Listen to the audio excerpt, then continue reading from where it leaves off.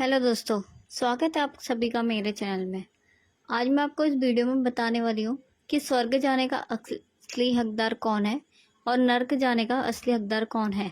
क्या लिखा है शास्त्रों में, कौन सा व्यक्ति स्वर्ग जाएगा और कौन सा नर्क, चलिए जान लेते हैं। इससे पहले यदि आपने मेरे चैनल को सब्सक्राइब नहीं किया तो मेरे चैनल को सब्सक्राइब कर लीजिए, जिससे इसी तरह की वीडियो मैं आपके लिए लाते रहूँ। दोस्तों, स्वर्ग जाने का असली हकदार कौन है और वह कौन सा पाप है जो मनुष्य को नरक के रास्ते में लेकर जाता है। आज एक धार्मिक कथा के माध्यम से हम आपको बताएंगे कि पूजा पाठ, दान धर्म आदि प्रकार के करोड़ों पुण्य करने के बाद भी मनुष्य नरक में क्यों जाता है और अत्यधिक पाप करने पर भी किस पुण्य के लिए मनुष्य को स्वर्ग की प्राप्ति होती है। तो चलिए शुरू करते हैं। दोस्तों, मध्य देश की बात है। एक ही समय पर 5 मनुष्यों की मृत्यु हो जाती है और वह सभी यमलोक में पहुंच जाते हैं। यमलोक का दृश्य देखकर वे भयभीत हो जाते हैं। विशालकाय आकार वाले यमराज सुवर्ण से बने सिंहासन पर विराजमान होते हैं। उनके पास चित्रगुप्त बैठे होते हैं, जिनके पास सभी प्राणियों का लेखा जोखा रखा हुआ होता है। यम के दूत प्राणियों को आगे धकेल रहे हैं। कुछ मनुष्य जोर जोर से विलाप भी कर रहे हैं तो कुछ मनुष्य अत्यंत प्रसन्न होकर चल रहे हैं। स्वर्ग के द्वार से सुंदर प्रकाश दिखाई पड़ रहा है, जो वहीं नरक के द्वार से धधकती हुई अग्नि की ज्वालाएं दिखाई पड़ रही हैं। इस भयानक दृश्य को देखकर वे पांचों एक दूसरे से बात करने लगते हैं और अपने अपने पाप के विषय में चर्चा कर रहे होते हैं।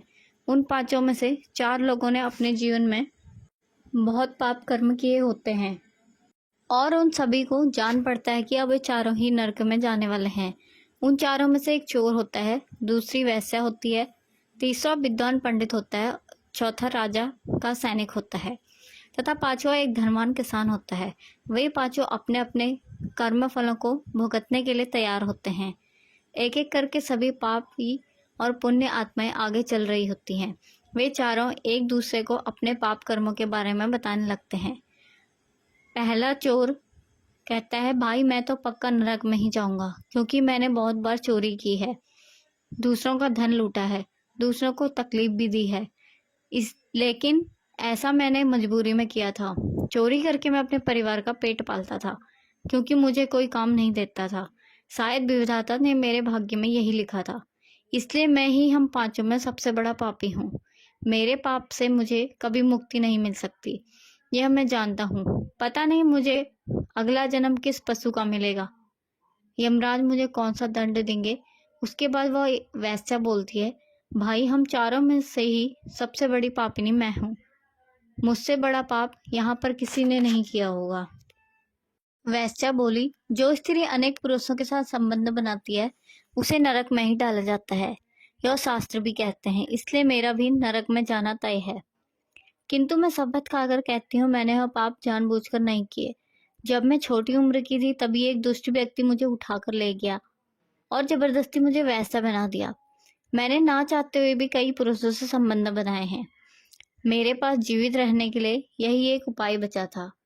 मैं करती भी तो क्या करती, मेरे पास इतनी शक्ति नहीं थी कि मैं उस दुष्ट पुरुष से लड़ सकूं। पता नहीं किस पाप के कारण मुझे इस जन्म में वैसा बनना पड़ा और ना जाने आगे मुझे किस पशु के रूप में जन्म लेना पड़ेगा। मेरे पाप से ही जान पड़ता है कि मैं पक्का नरक में ही जाऊंगी।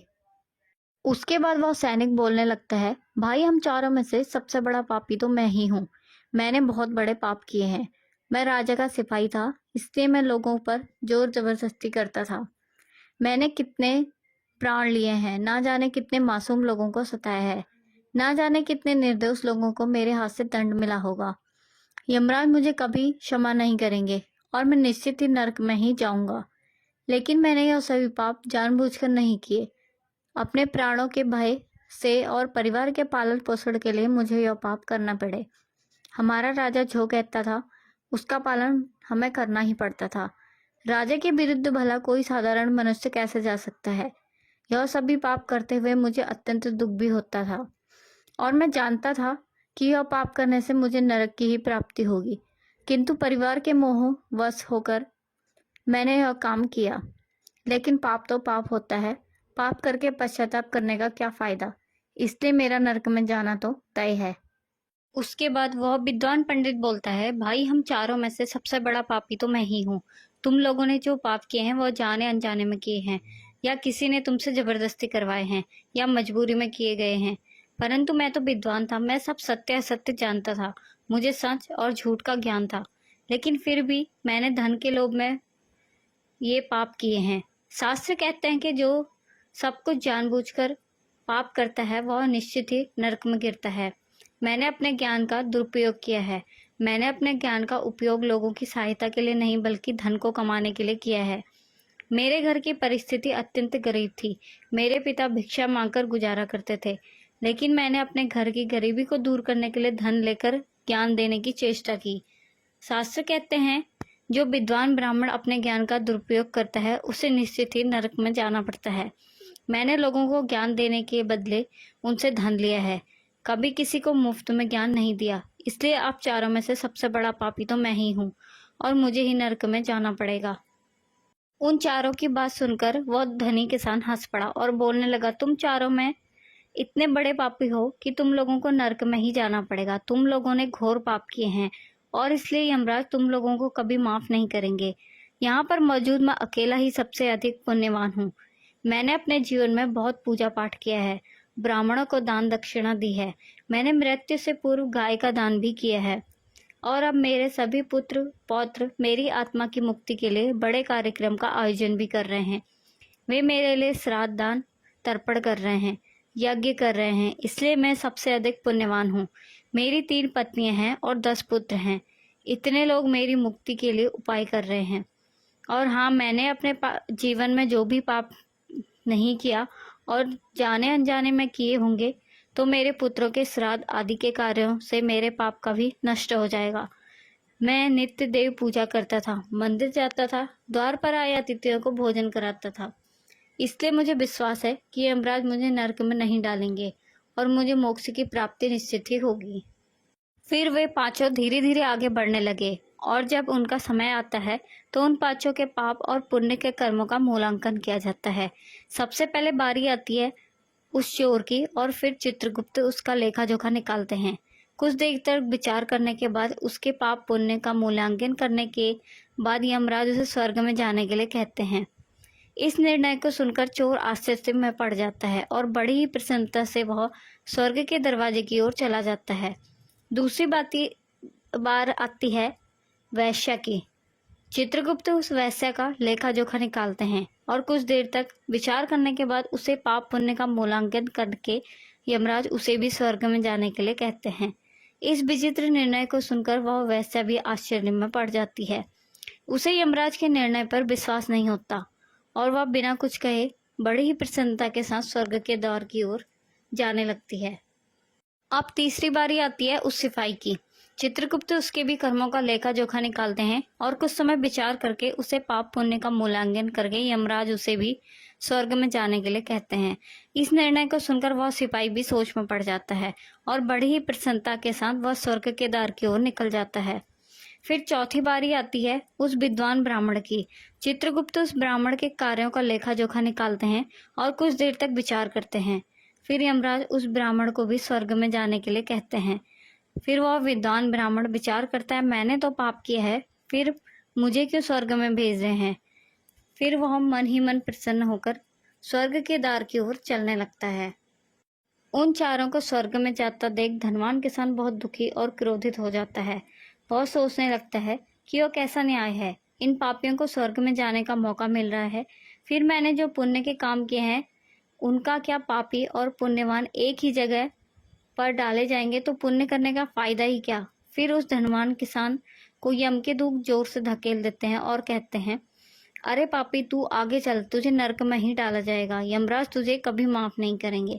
यह सुनकर धनवान किसान भयभीत हो जाता है और कहने लगता है, मैं तो स्वर्ग में जाऊंगा, मैंने कोई पाप नहीं किया। फिर वह धनवान किसान यमराज के सामने आकर खड़ा हो जाता है। चित्रगुप्त उसके कर्मों का लेखा जोखा देखते हैं और उसके पाप पुण्य के कर्मों का मूल्यांकन करते हैं तो उसके पाप का पलड़ा भारी हो जाता है और यमराज उस धनवान किसान को कहते हैं, अरे दुष्ट, तूने तो बहुत बड़ा अपराध किया है, तू तो नरक में जाने के योग्य ही है। इतना सुनते ही वह किसान थर थर कांपने लगता है और यमराज से कहता है, हे धर्मराज, यह अन्याय है। मैंने तो जीवन में कोई पाप नहीं किए और पुण्य ही किए हैं। आप मुझे नरक में क्यों डाल रहे हैं? और मुझसे पहले जो 4 लोग गए थे वे तो घोर पापी थे। उन्होंने बड़े बड़े पाप और अपराध किए हैं। उन्हें तो आपने स्वर्ग में डाल दिया है। आप ऐसा अन्याय मेरे साथ क्यों कर रहे हैं? अगर ऐसा अन्याय होगा तो भला कौन सा मनुष्य धरती पर पुण्य करेगा? फिर यमराज कहते हैं, अरे पापी, जो तूने पाप किया है वह तो उन चारों के पापों के सामने कुछ भी नहीं है। तेरे एक पाप के कारण तेरा सारा पुण्य फल नष्ट हो गया है। यदि तूने वह पाप नहीं किया होता तो तू स्वर्ग में जा सकता था, लेकिन तूने वह पाप जानबूझकर किया है, इसलिए तुझे नरक में अवश्य जाना पड़ेगा। उस चोर ने तो मजबूरी में चोरी की थी, परंतु वह चोर तो दूसरों की भूख मिटाता था, गरीबों को दान करता था। उसने कभी किसी निर्दोष गरीब व्यक्ति के घर चोरी नहीं की। उसके पुण्य कर्म उसके पाप से अधिक थे, इसलिए वह स्वर्ग में गया। दूसरी जो वैश्या थी, उसने अपने मन से वैश्या नहीं बनी थी, उसे जबरदस्ती डाला गया था। और उस वैश्या ने न केवल अपने शरीर को पीड़ा दी है, बल्कि बाकी कार्य तो उसने पुण्य के ही किए हैं। वह पशु पक्षियों को रोज दाना डालती थी, जानवरों की सेवा करती थी, इसलिए उसका भी पुण्य पाप से बड़ा है। तीसरा वह सिपाही जिसने राजा के हुक्म का पालन किया था, किंतु उसने भी बहुत बड़े पुण्य के काम किए हैं। उसने कई बेसहारा लोगों की मदद की है, इसलिए वह भी स्वर्ग में ही गया है। और चौथा वह विद्वान ब्राह्मण, उसने अपने ज्ञान का दुरुपयोग अवश्य किया है, किंतु वह नित्य गाय की सेवा करता था, दान धर्म करता था, इसलिए उसके पुण्य पाप से अधिक थे और वह भी स्वर्ग में ही गया। इतना सुनकर वह धनवान किसान बोलता है, हे धर्मराज, इन चारों ने जो भी पुण्य किए हैं वह तो मैंने भी किए हैं, बल्कि उनसे ज्यादा ही किए हैं। फिर भी मैंने ऐसा कौन सा पाप किया है जो मुझे नरक में भेजा जा रहा है? यमराज कहते हैं, हे दुष्ट, याद कर, तूने उस अबला विधवा नारी पर गलत लांछन लगाया था कि उसने तेरे घर में चोरी की है, और इसके साथ ही तूने उसके ऊपर कई अन्य गलत लांछन लगाए थे। उस व्यभिचारिणी और वैसा कहकर उसके चरित्र का हनन किया था, और राजा ने उसे सत्य समझकर उस अबला विधवा नारी को मृत्युदंड दे दिया था।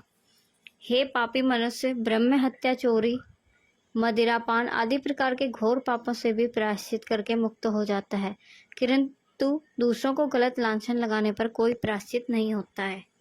जो दूसरों पर गलत आरोप करता है, सत्य जानकर भी दूसरों को झूठ कहकर उनके ऊपर दोष डालता है, वह तो सबसे बड़ा पापी है।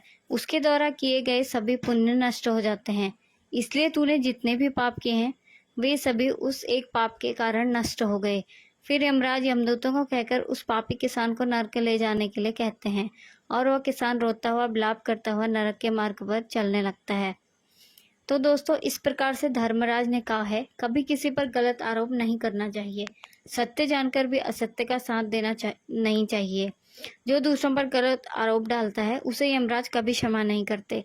उम्मीद है आपको यह कथा पसंद आई होगी, और इस चैनल को सब्सक्राइब कर लीजिए ताकि मैं इसी प्रकार की कथाएं आपके लिए और भी ला सकूं। अगर आपको मेरी वीडियो पसंद आए तो चैनल को सब्सक्राइब कीजिए और शेयर कीजिए ताकि मैं रोज नई नई वीडियो आपके लिए ला सकूं।